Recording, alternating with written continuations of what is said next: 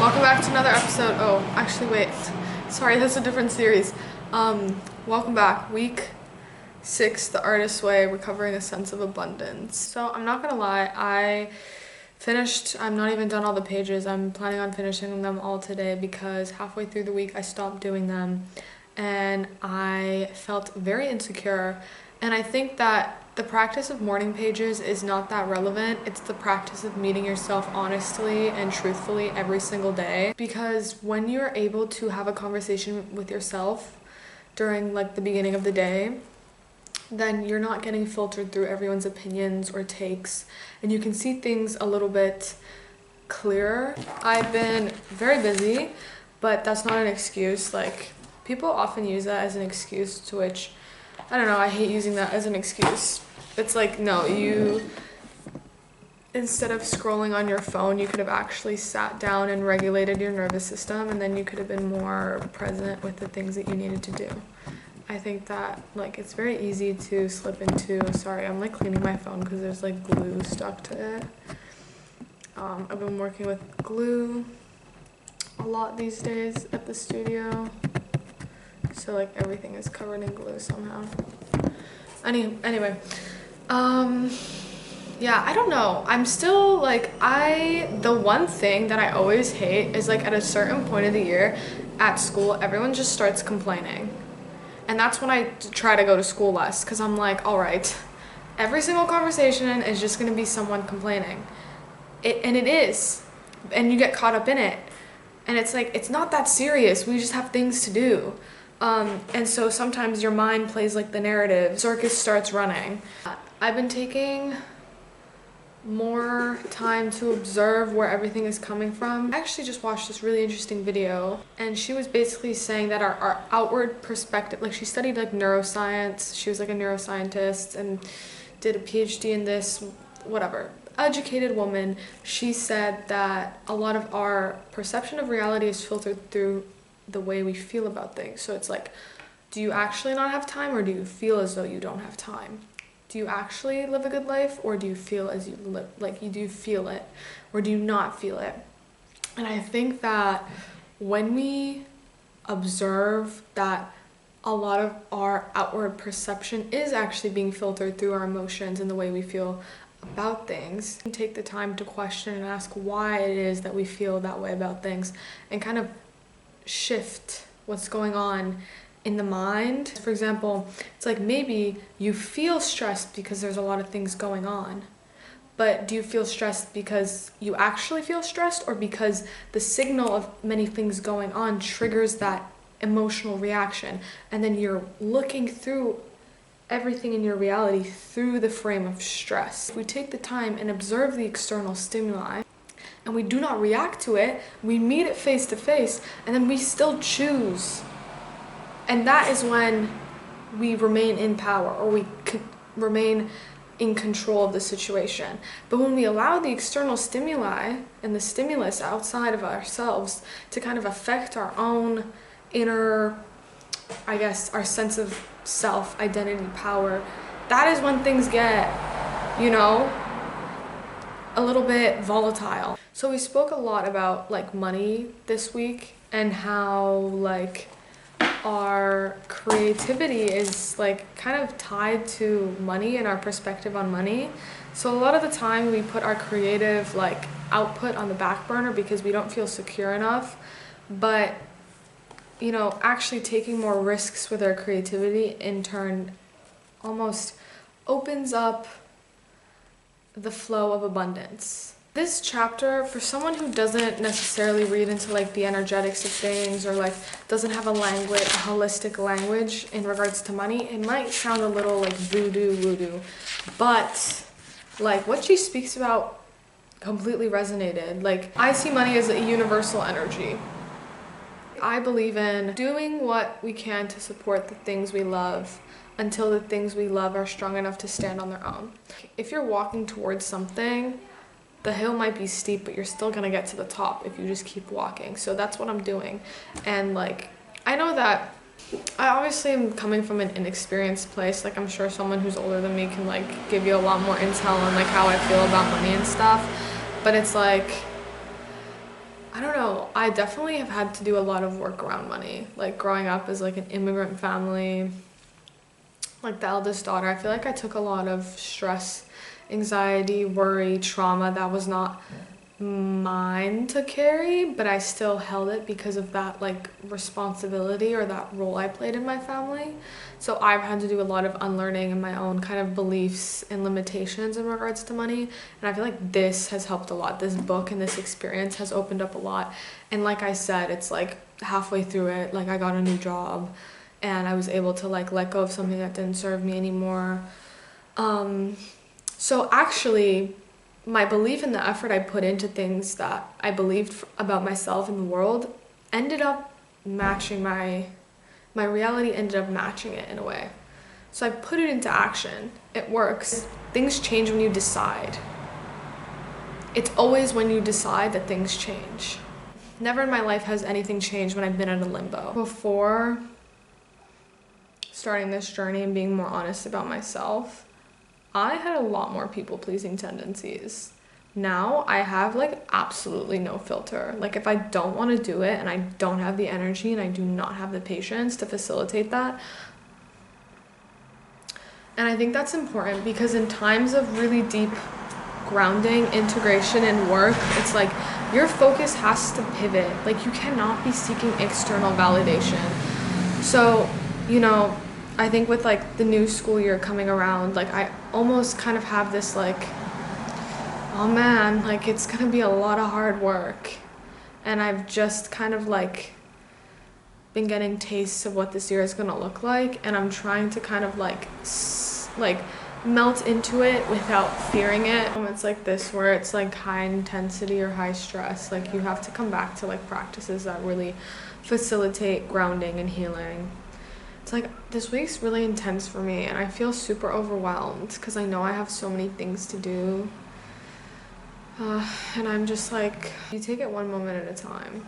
Letting freedom and flow exist between the lines of the things that you have to do.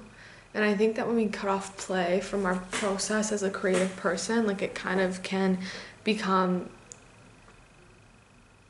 draining. You're like seeing like a live action me being like overwhelmed and trying to like clear it. But yeah, the only way to really face overwhelm and anxiety is taking it one delicate step at a time. That's it. That's all you can do. So I'm learning to implement that, not overextending, not valuing or underdoing, really like where are you right now? Right now I'm here, I need to film this video because today is my, the week resets, it's week 6, we need to wrap it up. Have we recovered a sense of abundance? I really saw how not doing the morning pages affected me, and I think I'm gonna keep up with this practice post this whole experience because it's very beneficial to sit with yourself and be honest. Oh yeah, my artist date this week on Sunday, I just did whatever the fuck I wanted and it was such a nice day. It was grand. But something interesting that happened, or that, food for thought, someone was like, oh, I really enjoyed like taking us through your suffering, someone had said about one of my like videos. And I was like, that's the second person that had commented on my videos and then being suffering, to which I was like, it's not necessarily suffering, it's more transcendence, because I know a lot of people believe that like, suffering isn't included in their philosophy. My upbringing is too tumultuous to disregard the things that I've experienced. Like, I think that suffering is like, that's the human condition. And I think even when you look at like yoga, it's like, the principal philosophy is that life is suffering, but yoga is a practice to still the fluctuations of the mind, because when you still the mind, you are also able to better approach life in a more regulated, real, calm, conscious demeanor, instead of letting your emotions, the pain lead your life. Because I think that like, suffering is the human condition, isn't like, we're constantly having to like trek and like bleed, but it's like, being in a body is uncomfortable. You have to deal with hunger, you have to deal with like your period, the functions of the body. You have to, feel through the emotions, like fear. Your mind, that inflicts a lot of suffering. And I think that, like, it's like suffering is just a part of, like, acknowledging suffering is just the way that I understand life, because I've accepted it. And then what do you do about it? Like, a lot of people discount suffering. Like, I know a lot of people that I've had conversations with, they're like, why do you always need to be suffering? Like, why does that? And it's like, that's just the human condition, babe. And I don't mean it in like a way that everything sucks. It's like, damn, bruh, I'm hungry. Like, fuck. Okay, face it. What do you do about it? Damn, bruh, this is a really hard project. How am I gonna, muscle up the courage to actually finish it and then go through it? Damn, bruh, like, I'm feeling quite anxious. My emotions are running the show. My mind is running the show. I'm feeling anxious. That's suffering, bro. And we don't go about our day like categorizing it as suffering. But I think that acknowledging it is the way we move through it. You don't move through something without accepting it first. You know what I mean? It's like the whole thing with manifestation. It's like you gotta completely let it go, lock the door, walk away, and then it comes to you. Because I think accepting clears the slate. It's like, all right, I accept it. And then you no longer move from questioning and getting pulled back, but it's like, all right, we're moving forward. What do we do now? So in that way, like, it got me thinking about, like, not that how people perceive the things I put out is any of my business, because I think that's another important thing that I'm trying to work through this week. It's not my business. And I think that making sure that I show up for the morning pages every day and write is really crucial, because if not, it's like so many people's opinions or like comments get filtered through the way I see myself, and that's not good. Because it's like, as an artist, the last thing that you should be doing is taking into account what the audience thinks of you. And I'm learning that slowly but surely, right? So yesterday when I bounced back and I was like, okay, let's do the pages. Let's, face myself. I was like, oh girl, you cannot be letting yourself be rung around your mind, the people and what they have to say about you. I don't care if it's like your parents, grandparents, friends, friend of a friend, random person, like mentor. Okay, but what's actually true to you? What's actually true to your vision? Because you will be knocked back from your vision again and again. But the thing is, as an artist, if you are a true artist, that vision stays. It's unshakable. And in this chapter, they spoke about most blocked creatives suffer from a deadly duo: artistic anorexia and prideful perfectionism. Boom, boom, double homicide. I've experienced both of them. Where I've seen my vision, I've seen that it is big, I know that it's going to be a lot of hard work, and because of either the tension in my own belief about myself or what other people have thought about me, you avoid it. You go in, you starve yourself out from creating things because it's too scary to face the fact that this is actually what you want, this is actually what's coming through to you. Then prideful perfectionism. I think pride will always get in your way. Pride is something that you're gonna have to like swallow, because the way to your dreams is not through your ego. Not in this day and age, not if it's true. Not if it's a true dream that is coming from you. I was listening to a podcast while I was working yesterday, and something interesting I was reminded of is that like the greatest thinkers, philosophers, poets, inventors, they were constantly criticized. That was a part of it. They were constantly met with resistance. And I think it's funny because I think up till now I've kind of been like, oh, if my path is true, it'll be easy and it won't be met with resistance. Like, I'll kind of glide through it. That's bullshit. And I think I knew it was bullshit, but I was trying to convince myself that I won't have to like face such discomfort and such questioning of myself. Because the thing is, when you're faced with questioning, you also question yourself. It's only natural. You get faced with someone being like, oh, like, you're an idiot, you're cringy, that's stupid, that doesn't make sense, you're naive, you're stupid, you're young. And you know, it's only natural that you sit back and you're like, But I think that's where like having thick skin comes into play, because you listen, you're like, oh yeah, maybe I am those things, and you keep going because the vision's not coming through them. Your dreams are not theirs. So why do they have an opinion on it? You know, their criticism is either harmful or their criticism is constructive and can help you build and move along. And if it's neither of those things, then it has to go, bro. It has to go. Accepting that you're gonna be met with resistance. And I think that goes back to like my philosophy of like, you know, suffering it's inevitable. It's the human condition. But it's how do we make beauty with that suffering? And how do we let the suffering go also? Because I think that we can overindulge in it. And it's like, all right, that sucks. Next. And that's how you alchemize it. I think often people get surprised about like the things that I've endured when I've had conversations with them, because they think I have this like very warm demeanor and approach that I haven't gone through shit and gotten my shit kicked out of me. But it's like, nah, dude, I've just been like, damn, that suffering sucks. Next. Because you either indulge in it for way too long, or if you avoid it, then there's this kind of like bypassing. So you gotta accept that that's a part of life, bro. That is how it is, you know? If you're hungry, you gotta go eat. If you gotta take a shit, you gotta go shit. Like, that's uncomfortable.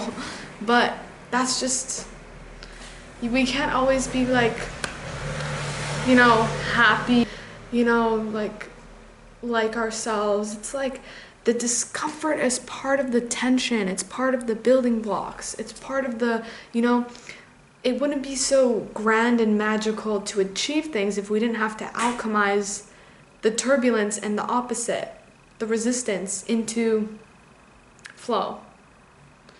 That's the alchemical process. Like, it's the way the world works. It's black and it's white, you know, and we must work with both sides of it. So that's how it is. Anyway, I'm gonna go chill. Actually, no, I think chilling right now would make me more anxious. I'm gonna go do some work and then I have to go. I'm gonna check if my package is at the post office. What time is it? I think I missed the post. But I'll go tomorrow. Hopefully they're still open.